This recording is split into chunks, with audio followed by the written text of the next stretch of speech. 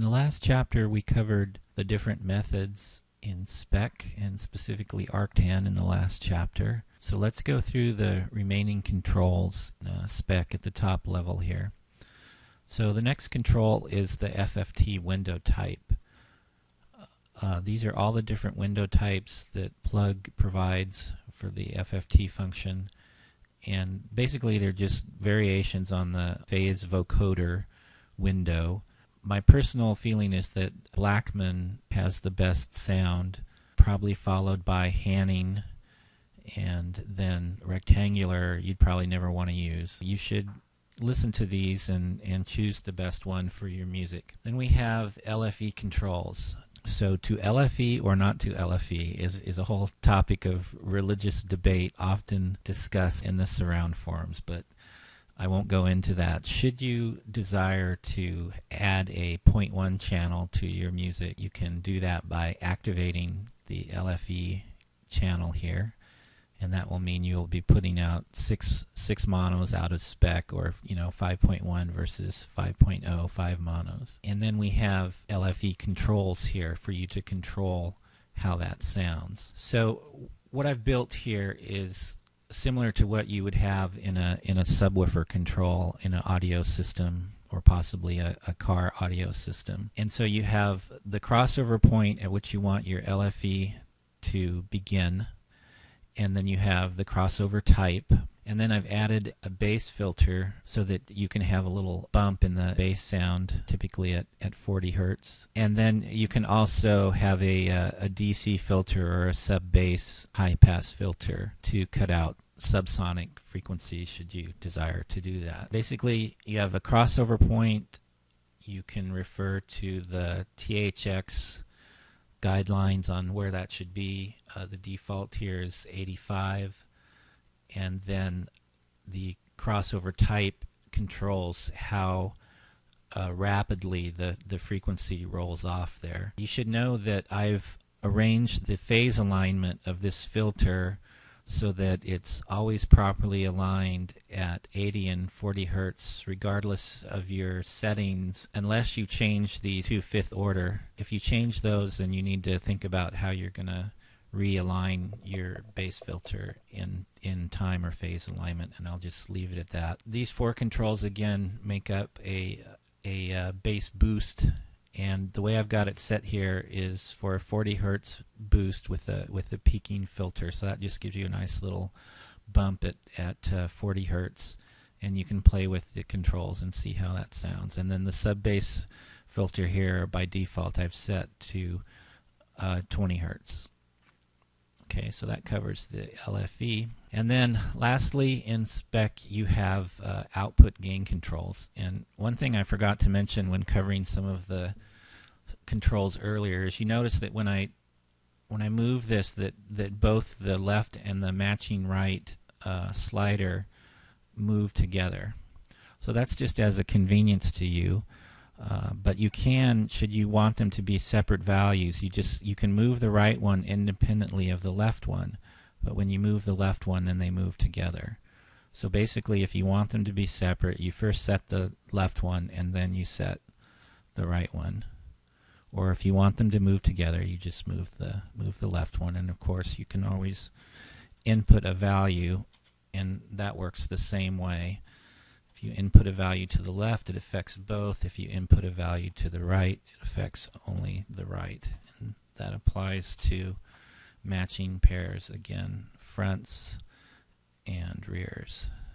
And some of the humidity controls in the methods work that same way, and I forgot to cover that. So those are all the controls in Slice. And referring to the gain controls, now that we have ZAG in the layout to kind of automatically control things, these are less used, but you can use these when you're live monitoring to set the blend the way you're going to want it between fronts and rears and center and LFE. And then in ZAG will automatically correct for that, as long as you don't move these again after, during the ZAG process. You should not move these controls. All right, let's take a quick look at ZPAN.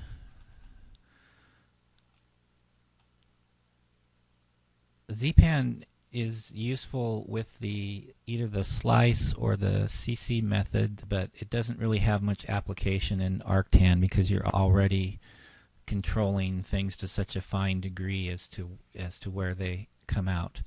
But on top of slice or CC, it allows you to sort of repan the sound to come from between the speakers or from any angle you want them to come from. And again, in order for that to work, it needs to know your speaker angles, so you should have those set kind of permanently here in ZPAN, and that will also set them in Arctan. You can pan exactly where you want each of the sounds to come out. To defeat this, you would set these angles to match your speaker angles, or just bypass ZPAN if you're not using it. Now the angles in this part of ZPAN are measured from center to the left is a negative angle, and to the right is a positive angle. So these angles right here, minus 30, 30, 0, minus 110, 110,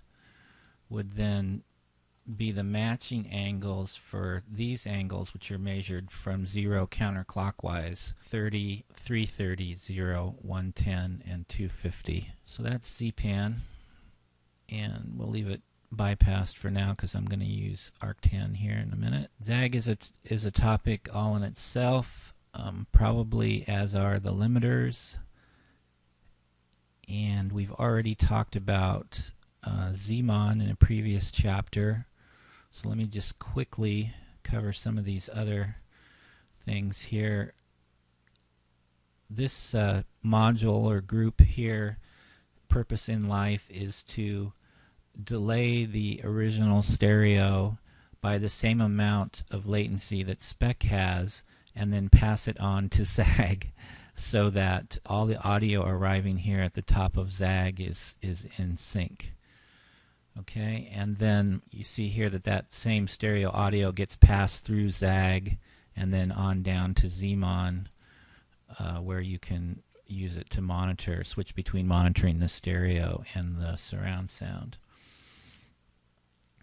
This group here, its purpose is to delay the start of the recording signal by the same amount of the latency in SPEC, so that the start recording signal starts at the same time the audio arrives at the top of the audio file recorder here. If you don't have that, then your recording is going to start slightly late and end slightly late as well.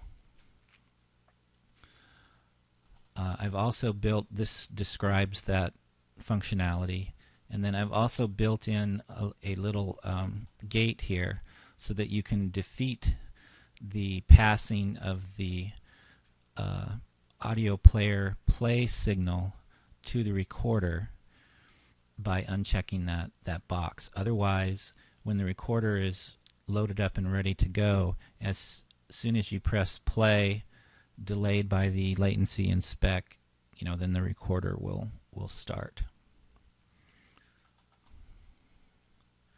Just quickly cover the recorder here.